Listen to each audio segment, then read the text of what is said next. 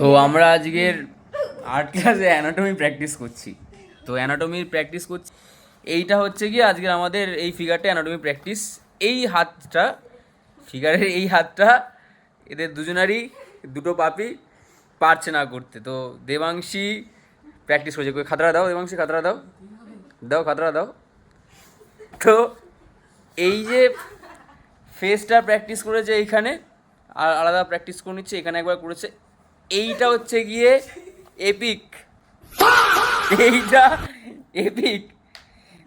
এক সাইডে হাত ট্রাই করতে গিয়ে আর এক সাইডে মাঝখানে এটা পটি এঁকেছে। এই দুই পাপিতে এরা অ্যানাটমি প্র্যাকটিস করতে বসে এইসব করছে। তার মানে বুঝতে পারছো, যদি এরা ভবিষ্যতে আর্ট কলেজে যায় তাহলে কি করবে, স্যারকে পাগল করে ছাড়বে।